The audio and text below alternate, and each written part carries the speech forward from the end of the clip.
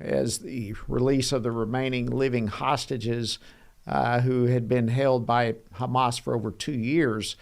And there was a lot of fanfare, of course, yesterday over the peace summit that took place in Egypt, which brought together world leaders to mark what was referred to as the historic dawn of a new Middle East.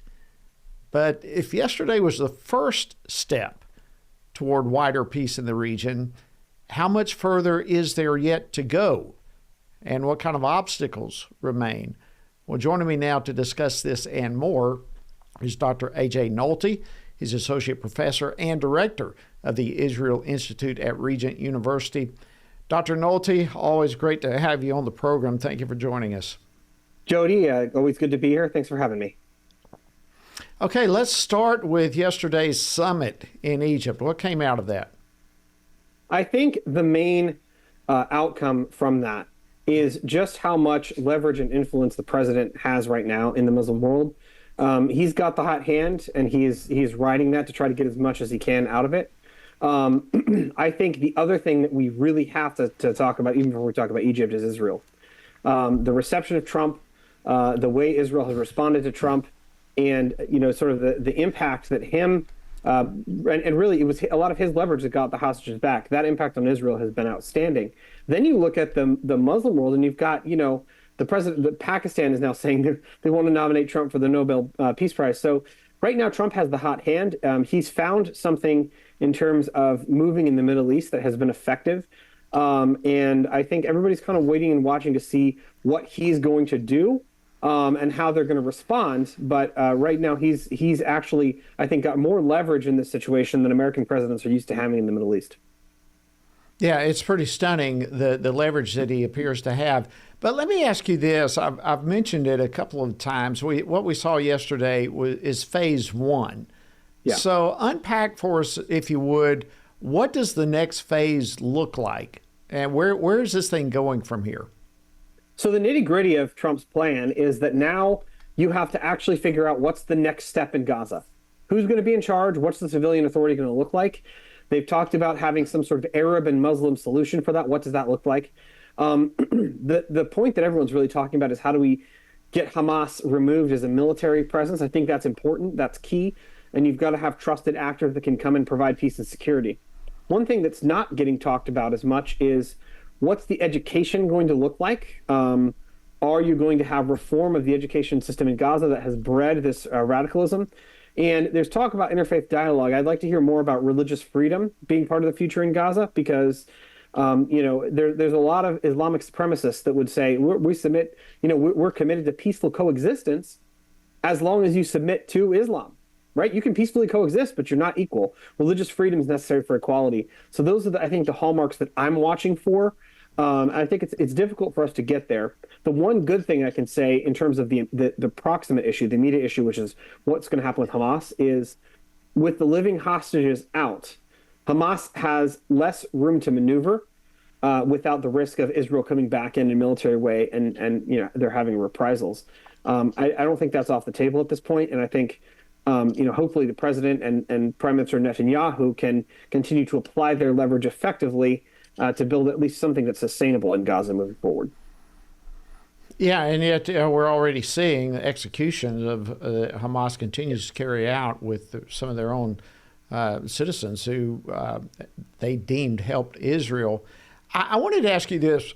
In light of what you were talking about a moment ago with President Trump's leverage to accomplish what he's been doing, it was interesting to me that former U.S. Secretary Antony Blinken has been trying to take credit for President Trump's 20-point peace plan, saying that in reality all of that was nothing but an add-on to the Biden administration and what they had developed. How do you respond to that? Jody, victory has 1,000 fathers. Laughter. Yeah, victory has 1,000 fathers. The Biden administration was in charge from October 8th through January 19th, October 8th, 2023 through January 19th of 2025. They didn't get it done. And if they're saying this was not the same deal, that was because Israel has more leverage in the deal that Trump has actually to maintain a presence in Gaza. So the Biden administration was not able to get this done, and it wasn't the same framework. And part of the other reason we can say it wasn't the same framework is because the stumbling block was always Hamas. The deal was actually that Biden offered was more favorable, but the Biden administration followed the same consensus, unfortunately, of some Republicans and all the Democrats, which is you have to persuade and you have to speak softly to the Arabs and pressure the Israelis. Trump understood that the Arab countries in the Middle East respect strength. He demonstrated strength. And then when he acted from a position of strength, he was able to put as a non-negotiable, Hamas is going to de-radicalize, disarm, and Israel is going to maintain a security buffer in Gaza. That's in Trump's plan. And so that's the basis of negotiations. So no, it's not the same plan. And even if it was the same plan, the Biden administration had such a flawed understanding of how to operate in the Middle East that they were never going to get there, because you have to project American strength. And American strength leads people to be afraid of what Trump is going to do. And then he doesn't necessarily threaten, but he takes steps to show, here, I'm going to do you a favor, but then I want you to reciprocate. So he understands the transactional nature. And so he just has a better feel for the region, than professional diplomats like Tony Blinken. And I think that's all something we need to be thinking about as we try to understand the Middle East and how to operate effectively there. Yeah, and when he sent a bunker buster to destroy a nuclear facility in Iran, I mean, that kind of helps with adding the strength of what this guy says he means. So let's go back to the hostages. You were talking about that a moment ago. One of the concerns that a lot of people have, I think rightfully so, as it relates to the future of the Middle East, deals with these hostages. Okay, so we have 20 living hostages that have been held by Hamas, were finally released. But in return, Israel released nearly 2,000 Palestinians, and at least somewhere in the ballpark of 250 of those had been convicted of crimes, including murder and deadly attacks and terrorism, all sorts of stuff. So this is a concerning issue with all of this. I mean, we all remember it only took 19 terrorists to commit the 9/11 attacks on the U.S. So what about this? How important is this issue of some 2,000, more or less, being released back to Hamas?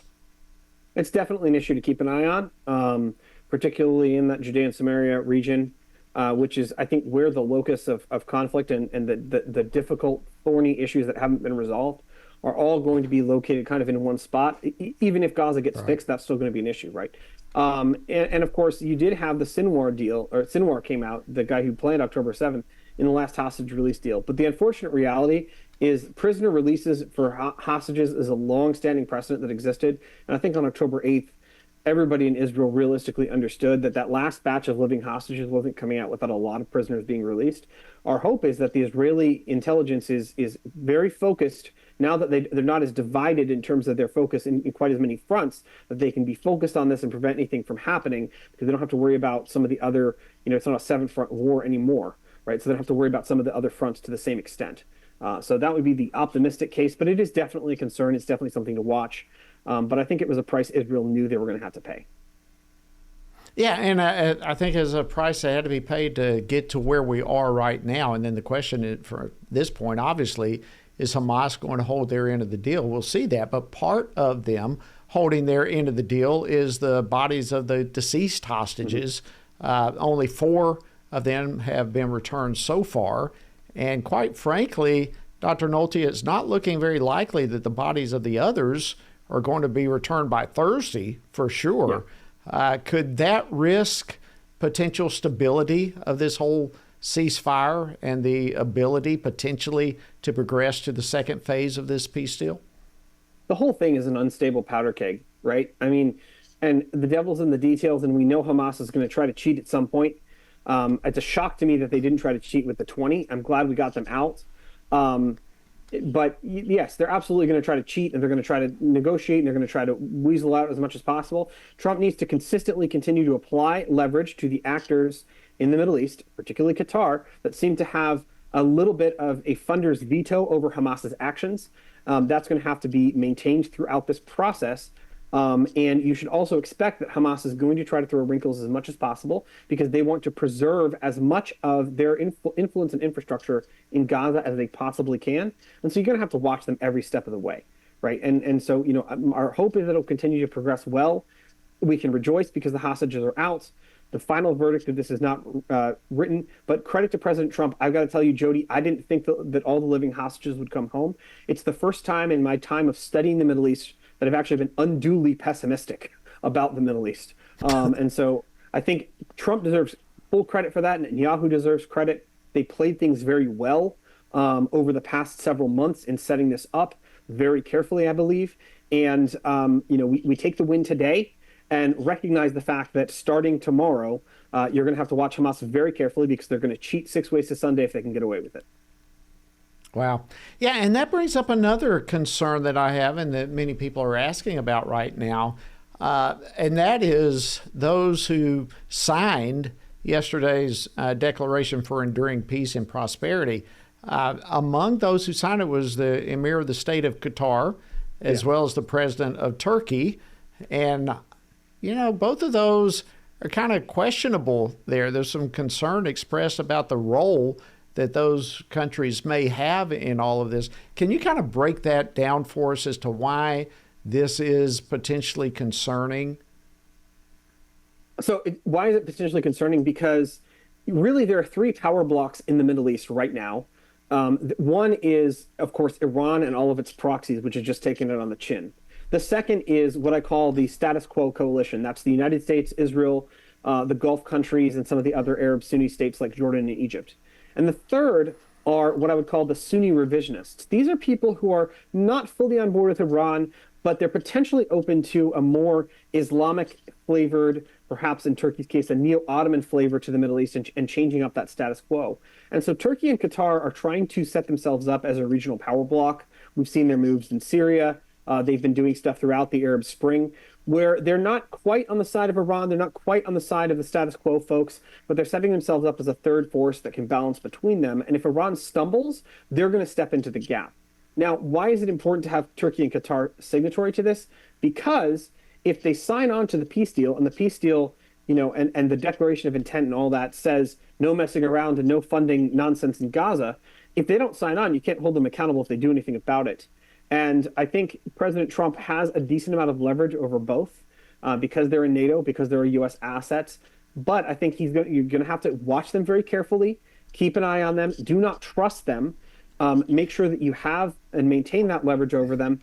And if they start to act in ways that are violating the deal, just, a little bit of a reminder of the fact that the United States is watching and will take action if they do things that we don't particularly think could destabilize the situation.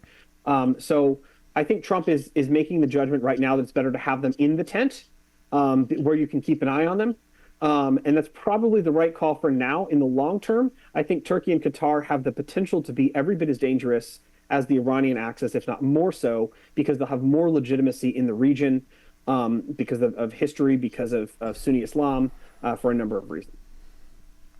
Yep, and that's exactly why I wanted to bring this up. I mean, it is, I think, when you say probably the right decision today, that's well said. Yeah. Just less than a couple of minutes left. Let me throw this last question out here to you. Now as we have what some are calling a new dawn in the Middle East, President Trump now has to set sights on peace in Ukraine. So how do you see, or do you see any impact of what's happened in the Middle East, what is happening in the Middle East, and that impacting the Russia-Ukraine peace talks? I do, and here's why. What I've noticed with Trump in terms of his strategic approach this term is that he'll start by trying the direct negotiation route, where he's talking directly to the players, or he's sending Witkoff to talk directly to the players. And then when they make it clear to him they're not going to play ball, then he starts looking for the people that have leverage over them. So Witkoff, of course, before the administration starts and at the beginning, tries to negotiate the deal with Hamas. They're doing the shuttle diplomacy. Hamas won't play. And Trump's like, okay, I need more leverage. So he goes back. And I think he and Netanyahu orchestrated things so that Trump would have more leverage over Qatar, which was then the main funder of Hamas, and also that Iran would be weakened and that the U.S. would demonstrate strength. So now we have a situation where Putin has made it clear he's not going to play ball with Trump's plans. So, we all thought it was kind of bluster when Trump said, "I want to start tariffing the people that are trading with Russia as a means of ending the conflict." But that actually fits with Trump's strategic approach.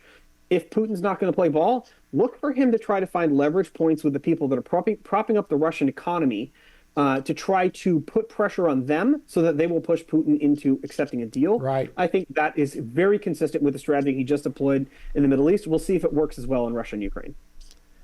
Thank you so much, Dr. A.J. Nolte of Regent University. Always a pleasure. Always love having you on the show. Thank you for joining us.